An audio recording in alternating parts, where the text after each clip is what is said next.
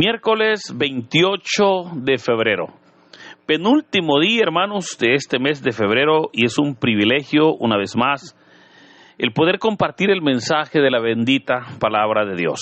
El evangelio para hoy está tomado de San Mateo, capítulo 20, versículos del 17 al 28. Doy lectura a la palabra de Dios en el nombre del Padre, del Hijo y del Espíritu Santo. Amén.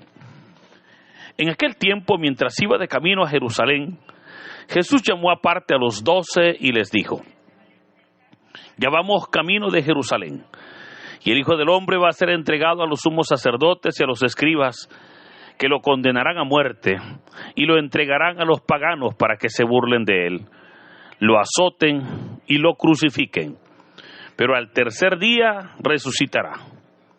Entonces se acercó a Jesús la madre de los hijos de Zebedeo, junto con ellos, y se postró para hacerle una petición. Él le preguntó: ¿qué deseas? Ella respondió: concédeme que estos dos hijos míos se sienten, uno a tu derecha y el otro a tu izquierda, en tu reino. Pero Jesús replicó: no saben ustedes lo que piden. ¿Podrán beber el cáliz que yo he de beber? Ellos le contestaron: sí podemos. Y él les dijo: beberán mi cáliz, pero eso de sentarse a mi derecha o a mi izquierda no me toca a mí concederlo. Es para quien mi Padre lo tiene reservado.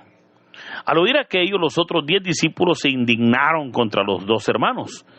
Pero Jesús los llamó y les dijo: ya saben que los jefes de los pueblos los tiranizan y que los grandes los oprimen. Pero entre ustedes no debe de ser así. Pues el que quiera ser grande entre ustedes, que sea el que le sirva a todos. Y el que quiera ser el primero, que sea el esclavo de todos. Así como el Hijo del Hombre no ha venido a ser servido, sino a servir y a dar la vida por la redención de todos. Hermanos, esta es palabra del Señor. Gloria y honor a ti, Señor Jesús. Continuamos con la meditación de los textos de esta Cuaresma, y estamos ya en el día miércoles de la segunda semana de Cuaresma. Y es importante, hermanos, cómo la palabra nos va introduciendo para que podamos nosotros ir entendiendo lo que es el sacrificio del Señor y obviamente en realidad lo que es el reino de Dios. Ahora hemos escuchado un párrafo o un relato que en realidad tiene dos párrafos o dos relatos. Y el primero de ellos es cuando Jesús anuncia en esta vez por tercera ocasión su muerte a los discípulos. Pero la segunda parte es la petición que hace la madre de los hijos de Zebedeo a Jesús para que se cumpla en sus hijos. Ahora, veamos la primera parte, y es que el Señor va con sus discípulos, con un grupo de galileos. Ellos van a Jerusalén. Este viaje que inició desde que el Señor, diciéndole en el Evangelio de Mateo, en el capítulo 16, a sus discípulos quién era Él, el apóstol Pedro le dijo: tú eres el Mesías, el Hijo del Dios vivo. Eso se da en el capítulo 16, versículos 35. Ahora estamos ya en el capítulo 20. El viaje obviamente va avanzando. Y ahora van ya cerca, ¿verdad?, de Jerusalén. Pero aquí es donde ahora el Señor les va a recordar a sus discípulos por tercera ocasión la razón por la cual van para Jerusalén. Esto es importante porque los discípulos estaban desenchufando de ese objetivo. Los discípulos les costaba entender o no habían entendido la verdadera razón del viaje de Jesús. Ahora, para ellos era bastante difícil poder entender a Jesús, dado que el Señor estaba enfocado en su sacrificio, los discípulos en su reino. Veamos entonces la primera parte. Jesús va con sus discípulos para Jerusalén. Ahora llama a los 12 aparte y les dijo: ya vamos camino de Jerusalén, Y el Hijo del Hombre va a ser entregado a los sumos sacerdotes y a los escribas. Lo condenarán a muerte y lo entregarán a los paganos para que se burlen de él. Lo azoten y lo crucifiquen. Pero al tercer día resucitará. Notemos, hermanos, cómo el Señor tenía control del futuro, de lo que le iba a suceder. Él claramente le dice, vamos a Jerusalén. Y el Hijo del Hombre va a ser entregado a los sumos sacerdotes. Estos lo van a condenar a muerte. Y como ellos no van a poder matarlo porque no tenían la autoridad, se lo van a entregar a los paganos, que eran los romanos. Estos se van a burlar de él. Lo van a azotar. Lo van a crucificar. Obviamente va a morir. Pero al tercer día va a resucitar. Ahora, hermano, cuando nosotros vemos y leemos los evangelios, nos damos cuenta que más claro el Señor no les podía anunciar su sacrificio. O sea, Él les está diciendo, miren, ahí en Jerusalén va a pasar todo esto. Pero curiosamente los apóstoles no entendían esto. No entendían. El Señor les está hablando, les está instruyendo, les está indicando lo que va a pasar. Ahora, y se los está diciendo para que cuando suceda, ellos ya estén preparados. Pero vea que ellos no lo entendían. Ahora, aquí surge la pregunta, ¿y por qué no lo entendían? Si es tan fácil de entenderlo. Y no lo entendían, hermano, porque ellos tenían una concepción diferente del Mesías. Por esa razón es que vemos la petición que va a hacer la mamá, la esposa de Zebedeo, la mamá de Santiago y de Juan. Pero antes de ver ese segundo relato, creo que el primer relato nos deja ver cómo el Señor conocía el futuro y cómo aquello, hermano, que iba a pasar no era nada sorpresa o nada desconocido para Él. En realidad, el Señor, a pesar de que Él iba a ser la víctima, Él iba a seguir teniendo el control de los hechos. Él iba a seguir teniendo el control y los conocía perfectamente. Pero hermano, esto es importante porque nos ayuda a entender entonces el sacrificio de Cristo. Mire, hay personas que aún hoy en día piensan que el sacrificio del Señor obviamente no debió de darse, ¿verdad? Hay personas que cuando ven a veces películas, ¿verdad? O leen los evangelios, de repente dicen, Señor, ¿por qué no te defendiste? Señor, ¿por qué no buscaste conservar la vida? Y creo que es para esas personas que el texto hoy deja muy claro. Jesús dijo, a mí nadie me quita la vida, dijo el Señor. Yo tengo el poder para ponerla y tengo el poder para tomarla. Y hermano, en realidad eso fue lo que pasó. Veamos cómo el Señor, aun cuando, insisto, Él era la víctima, Él seguía teniendo el control.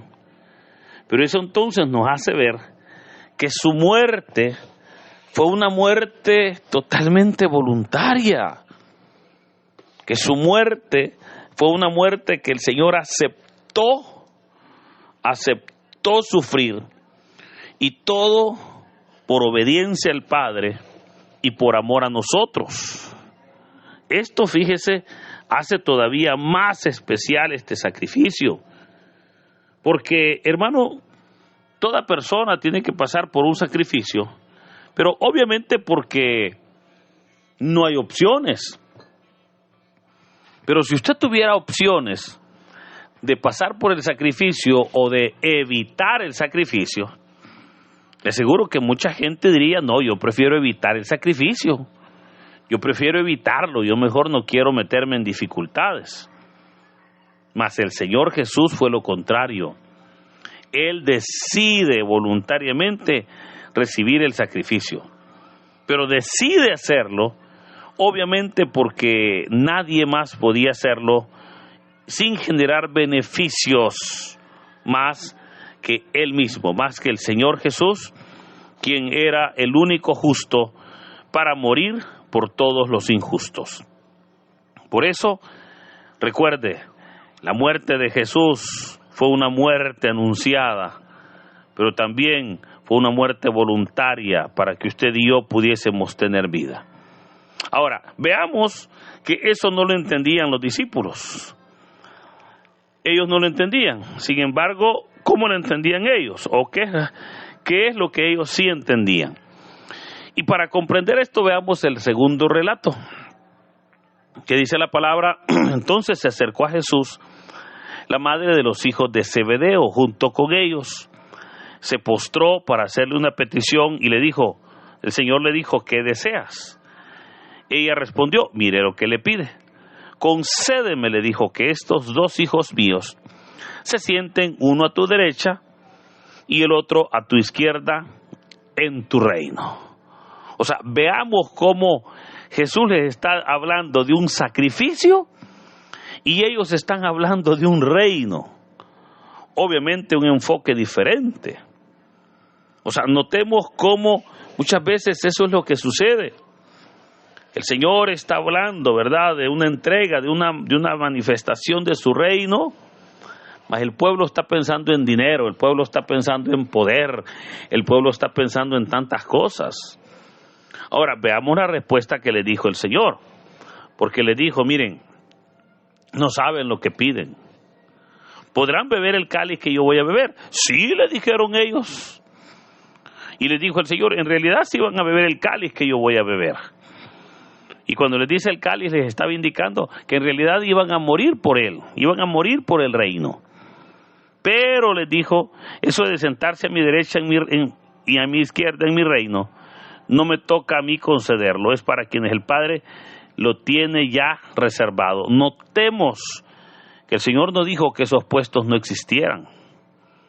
El Señor dijo que sí existían, pero no es Él el que los asigna, sino que es Dios el Padre el que ya los tiene reservados. Ahora, en un reino, hermanos, quienes se sentaban a la derecha o a la izquierda del rey eran las personas de más confianza y obviamente eran las personas de más poder, ¿verdad? Porque el que estaba a la derecha o a la izquierda del rey eran personas que podían consultarle, podían pedirle favores, recibían favores de parte del rey en gran cantidad. Ahora, la mamá de los Zebedeo le dice: concédeme que mis hijos se sienten ahí.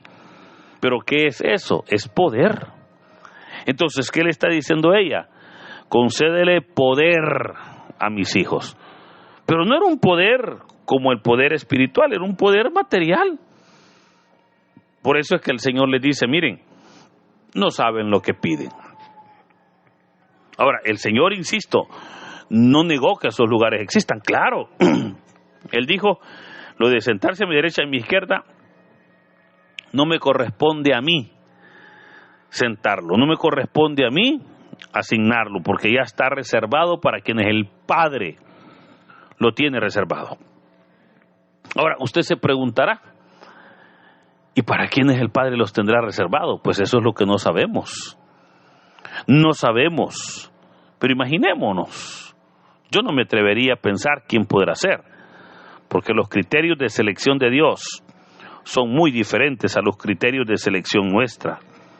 Pero lo importante, hermanos, y creo que es ahí donde debemos nosotros de esforzarnos, tal vez no para ser parte, ¿verdad?, de sentarnos ahí, porque claramente dijo el Señor que ya el Padre ya lo tiene reservado, pero sí tenemos nosotros que reconocer verdaderamente que en la medida que nosotros nos acerquemos a Dios, en la medida que nosotros le adoremos, le alabemos, vamos a ir comprendiendo, hermanos, que al Señor Jesús tenemos que servirle sin importar títulos, sin importar cargos. Mire, sin importar tantas cosas que el ser humano, ¿verdad? Cargos de poder, cargos de beneficios, ¿verdad?, o privilegios, sino más bien para poder servirle. Ahora, el Señor viene y obviamente dice la palabra que responde a sus discípulos o responde a esta madre de Santiago y Juan. Pero vea, al oír aquello, dice el texto, los otros 10 se indignaron contra ellos. ¿Y por qué se indignaron? Porque ellos también querían lo mismo. Si claramente se nos va a decir que uno de los diálogos que tenían ellos era quién era el más importante. Claro, todos se sentían ser dignos y más importantes, ¿verdad? Yo podría decirle, Pedro les decía, miren, yo soy el más importante porque a mí el Señor me ha dado las llaves del reino de los cielos. Judas le podría decir, yo soy el más importante porque yo soy el tesorero. A mí el Señor me tiene tanta confianza que me ha permitido manejar la caja, el fondo, el dinero. Mateo podría decir, miren, yo soy el más importante porque aquí yo soy el que maneja las finanzas, yo soy el que conoce de finanzas en este grupo. Juan podría decir, miren, yo soy el más importante porque yo me recuesto en el pecho de mi Señor. O sea, cada uno podría decir que era el más importante, pero todos querían el mismo lugar. Ahora, Jesús entonces, viendo esta situación, dice que va a llamar a los 12 y les va a dar una enseñanza. Y vea que les dice, ya saben que los jefes de los pueblos los tiranizan y que los grandes los oprimen. O sea, esa es una realidad en todos los lugares. Pero ahora viene el Señor y dice, pero entre ustedes no debe de ser así. Esto es lo hermoso. O sea, el Señor dice, miren, los jefes de los pueblos, esos los tiranizan, esos cometen tanta injusticia, esas personas les imponen cargas, etcétera, etcétera. Porque obviamente son las autoridades, pero entre ustedes, dijo el Señor, entre ustedes no debe de ser así. ¿Y cómo debe de ser entonces entre nosotros? Dijo, el que quiera ser grande entre ustedes, que sea su servidor. Vea, o sea, esto cambia, ¿verdad?, la perspectiva. El que quiera ser el primero, que sea su esclavo. O sea, el Señor está diciendo que los niveles de primacía que para el mundo valen, para Él, para el reino de Dios no valen. Porque ¿quién es el primero? Bueno, aquel que le sirven. Pero en la obra de Dios, ¿quién es el primero? El que sirve, ¿verdad? Por eso dijo, Señor, el que quiera ser grande, que sea el que los sirva, que sea el que les ayude, el que sea el que les lave, les limpie, les haga lo demás, que sea el servidor. Pero lamentablemente nadie quiere ser un servidor, fíjese, porque es bonito que nos sirvan, pero estamos llamados a servir. Es más, les dijo, el que quiera ser el primero, que sea el esclavo de todos. En palabras nuestras sería que sea el cholero de todos. Suena duro, pero es cierto. Ahora, y lo hermoso que el Señor Jesús nos da es que Él no queda fuera, al contrario, Él se pone de modelo, porque dijo, así como el Hijo del Hombre no ha venido a ser servido, sino a servir y a dar la vida por la redención de todos. Si el Señor Jesús, Él vino no para que lo sirvan, sino para servir, ¿quiénes somos nosotros, hermanos, para que la gente nos sirva, cuando somos nosotros los que debemos de servir? Por eso recuerde, el Señor vino a servir, no para que lo sirvieran. Y si Él vino a servir, hoy es cuando nosotros como fieles servidores tenemos que servirle a Él para honra y gloria de su nombre. Por eso, en este hermoso día, que sea el Señor lavando y bendiciendo nuestras vidas. y derramando su fortaleza y su paz en nuestros corazones, en el nombre del Padre, del Hijo y del Espíritu Santo. Amén.